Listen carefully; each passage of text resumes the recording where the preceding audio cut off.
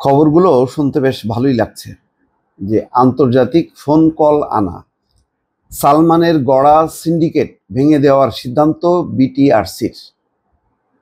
অর্থাৎ একটা সিন্ডিকেট গড়ে তুলছিল সালমান এফ রহমান, সেখানে তিনি ছিলেন মূল হোতা এবং এই খাতে তার অ্যাকাউন্টে পাওয়া গেছে 600 কোটি টাকা। ফলে বিটিআরসি সেই সিন্ডিকেট ভেঙে দেওয়ার সিদ্ধান্ত নিয়েছে। খবরে যেটা বলা হচ্ছে, বিদেশ থেকে ফোন কল আনতে 10 বছর আগে গড়ে ওঠা আইজিডব্লিউ অপারেটর ফোরামের সিন্ডিকেট ভেঙে দেওয়ার সিদ্ধান্ত নিয়েছে বিটিআরসি। আওয়ামী লীগের প্রভাবশালী ব্যবসায়ী সালমান এফ রহমান এটির হোতা ছিলেন এবং সিন্ডিকেটটি থেকে তার প্রতিষ্ঠানেই 600 কোটি টাকার বেশি গেছে বলে অভিযোগ পাওয়া গেছে। এই সিন্ডিকেটের কারণে গ্রাহকরা ক্ষতিগ্রস্ত হয়েছেন, সরকার রাজস্ব হারিয়েছে এবং বিশেষ গোষ্ঠী সুবিধা পেয়েছে। আসলে এইভাবেই চলেছে পুরো ব্যবসা বাণিজ্য, সমস্ত কিছু সিন্ডিকেট। এবং এই সমস্ত সিন্ডিকেটের কোনোটার মালিক সালমান এফ রহমান, কোনো একাধিক সিন্ডিকেটের মালিক তিনি।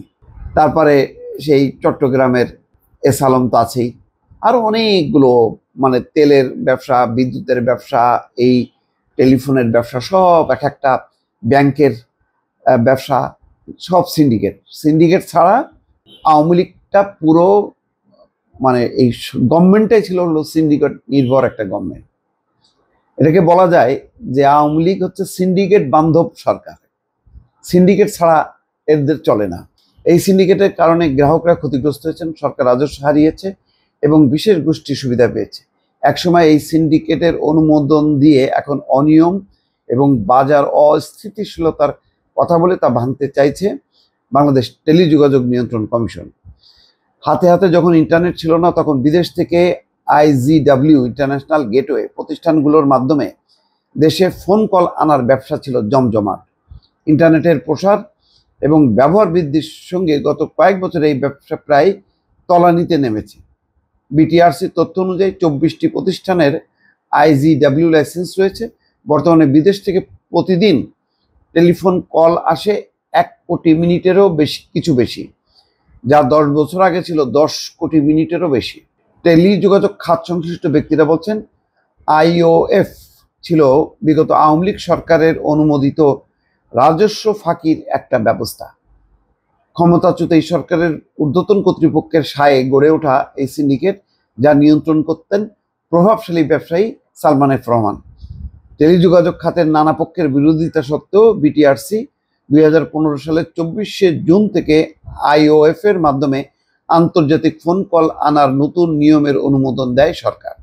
এই নিয়মে 23টি আইজিডব্লিউ অপারেটরের মধ্যে মাত্র 7টি কল টার্মিনেট বা গ্রাহক পর্যন্ত পৌঁছাতে পারে।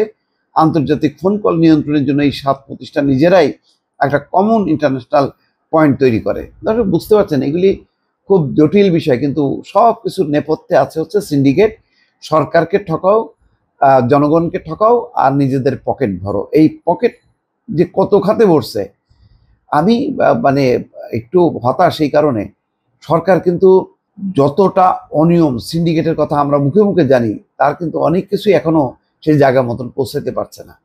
এগুলি দ্রুত বেগে জনগণের সামনে প্রকাশ করা দরকার এবং এই সিন্ডিকেট যাতে আবার নতুন, মানে মোড়কে আবার স্থানান্তরিত না হয়ে যাতে ভেঙে দেওয়া হয় এবং সরকার যাতে রাজস্ব পায়, জনগণ যাতে উপকৃত হয়, সেই ব্যবস্থা করা উচিত। দর্শক ভালো থাকবেন, আল্লাহ হাফিজ।